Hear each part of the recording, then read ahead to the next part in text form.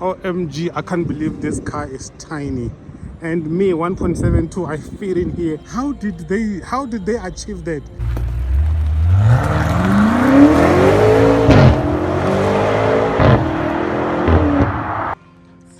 Okay guys, this over here is my Toyota Vitz. It is the car that I've been cohabitating with, that I've been doing some living with for quite some time right now, following from the first one that I was living with, which is a Renault Kwid Climber. Yep, like I told you before, that I am going to be living with these small budget cars for y'all to get a second opinion, because there's been so many reviews on the internet, on YouTube, about these small cars. And then I decided, you know what, even though there's been so many reviews, let me come back again with a second opinion. And in this video, I am going to be talking about the Toyota Vitz. It starts here with the front of the car. As you can see, it's a budget car. Your normal lights, halogen lights, you don't get anything good. There's no fancy LED over there, but at least this one is an XR, so you get your fog light over there, as you can see. And then when we check the car in the front, yeah, pretty nice design, nothing to say much about it. You know, these are actually actual air vents, yeah. And then you've got some other air vents there at the bottom, yeah, you know. And then basically the front of the car, it's okay. It's not extravaganza, it's not boring, it's just okay, NJ. Yeah, as you can see, like I said previously on the Kwid, these cars are designed to look like they are big on pictures, while they are very small in real life. And now let's check out the side profile of the Vitz. Like I said, on the picture you might think, hey, that's a big car. And when you go to the you go to the dealership, find it on the floor, and you're like, nah, it's a bit small, you know what I mean? But otherwise, let's check it out. Unlike the Kwid, you've got your 15 inches alloy, and you've got your indicator light over here. The mirror is body colored. Oh yeah, by the way, let me show you the key before I can even continue. This is the key of the Toyota Vitz. Yeah, this is the key. You get unlock and lock, and that's it. Yes, you unlock and lock. That's it. Yeah. And then let's go to the back of the car and check it out. This is how the back look. Damn, it looks good with that cartoon cars, ne? I mean, you can see it. Yeah, you are greeted with your normal lights over here, and then you've got your Toyota Vitz wearing over there, your Toyota badge, and then you are reminded that you are in XR. This is basically the same car as the Suzuki Celerio. But let's continue. You've got this thing over here. Yeah, I think it's the rear glass washer. You've got your one wiper at the back. That's great. Yes, that's great over there. And then let's see, you've got your reflectors. These are reflectors, not real lights. And then it's a Vitz, a budget car entry level with PDCs. Yeah, you've got your PDCs over there. You know, there are only two though. Yeah, you know what I mean. So yeah, this is basically a budget entry level car, the Toyota Vitz. Now let's check out the interior and see what it's giving.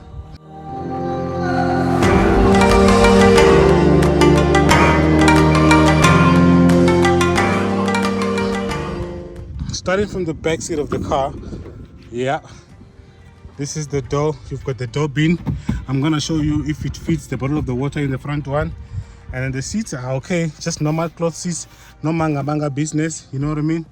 And then, yeah, and then for the people that are sitting at the back, this back, that are sitting at the back, there is no aircon vents here, no manga business, just two controls for the windows. Yes, this is where you control your windows here. Yeah, unfortunately, it's a bit difficult for the driver to control this because they are kind of like behind him, you know what I mean? And then before we go to the front, let's check out the boot. Yeah, this is the boot. This is how the boot looks. It's about 295 liters of boot space. It's not very big. And then this boot lid cover thing, you can just pull it up and hook it over here, and then do the same thing with the second one, put up and hook it over here. That's it. Now it's open. Unfortunately, because of this, I cannot open the bottom, but there is a spare wheel there down there at the bottom. This boot is actually very deep, eh? Yeah, that's the boot. So now let's close the boot and then go check out the interior. The front door has got a door bin which is big enough for the 1 liter bottle, but I must warn you, the bottle must be skinny and slender and tall, otherwise if it's fat bottle it's not gonna fit properly. Also in the middle of the car on the center console you've got extra 2 cup holders as well. They are also designed for smaller and slender bottles. If your bottle is fat, it's not gonna fit. So basically all the doors have got door bins or the cup holders plus the 2 in the middle, so you are sorted in terms of practicality. And then comes with your aircon control over here and the infotainment display. I am going to make a video where I'm going to be dedicating it strictly to the infotainment display, but right now all I can tell you is that this one is an 8-inch, and then also it has got Apple CarPlay, Android Auto, your aircon vents over there, another one here, another one here, and another one here for the driver. It's on, and whenever it comes on it will tell you. This message will not go until you press agree, whether you are driving or not. In order for it to go, you must just press agree. So agree pressed over there, and then let's show you the reverse camera. Oh, it doesn't have a reverse camera. I forgot.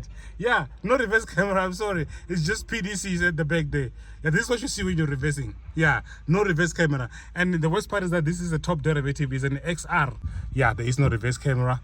And then the radio, okay, it's not responding. Yeah, it's a bit, what does it want? Okay, I was just doing it incorrectly. Okay, at least it responds a little bit. Nyana, it tries. FM radio, home. Yeah, but I'm gonna make another video dedicated for the infotainment display.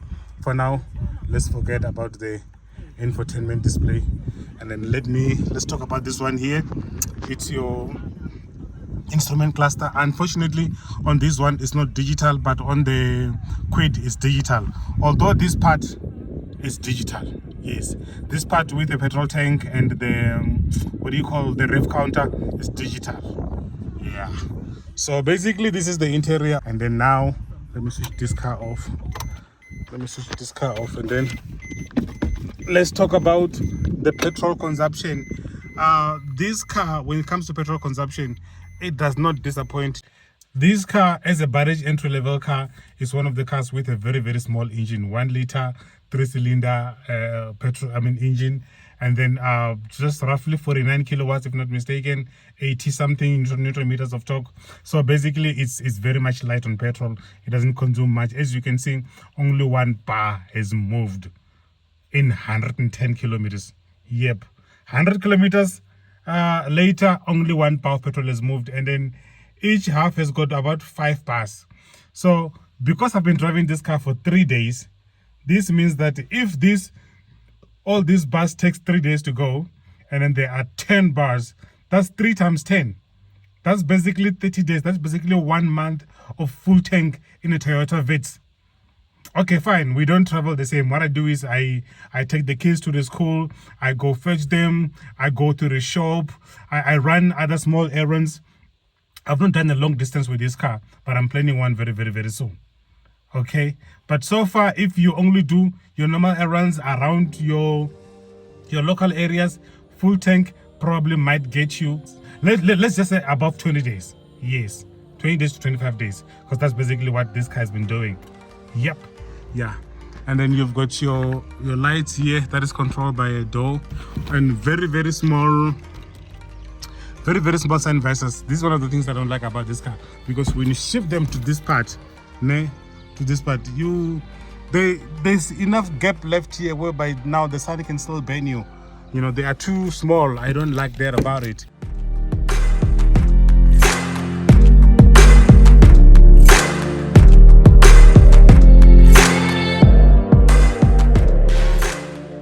Before we continue to speak about the cost of ownership, let us talk about the features of this car, and also let's talk about the Toyota Vitz XR Excite.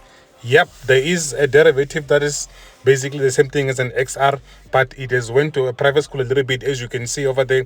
What they did is that they just decorated it. They just tried to make it look sporty in and out, by painting certain elements of the car with orange color. It's basically the same car, but this one, because of this decorative nyana, it costs 20,000 more. The normal Vitz, the normal XR Vitz is 199, and this one is 219. So it's basically 20,000 difference. Now let's look at the features, starting from the safety features.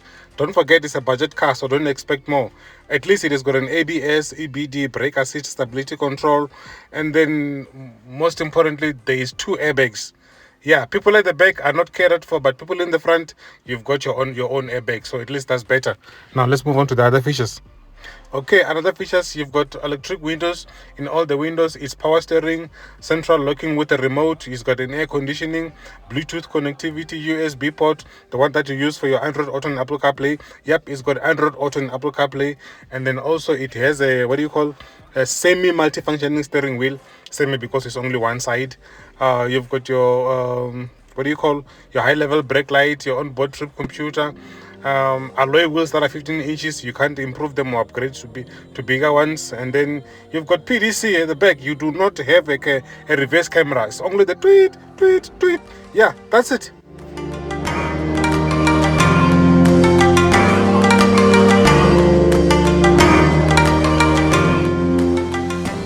Now let's talk about the most important thing that you've been waiting for, the cost of ownership. This car retails for 199,000 according to the Toyota's website, but we know our dealerships are always inflating it anyway. Assuming that 199,000 plus 2,000 for the on-road and delivery fees, which is going to be 2,000. Now we're talking about 202,000, and we know that you're not going to pay deposit because you don't have money. Yeah, and then also let's assume 13% of interest rates, and then we know for damn sure you're gonna go for the balloon of 30%, and then you're gonna use 72 months. Your total cost of ownership is going to be 3,495. If you factor in the cost of insurance, which was done in my profile, is going to be 700. So it's 3,495 plus 700, which is 4,195. That is the cost of ownership. Oh yeah, this car's full tech takes just above 700. So let's assume to take 800 as an example. 4,995. From 5,000, you only come back with 5 rand change. That is the cost of ownership for the Toyota Vitz. Yep.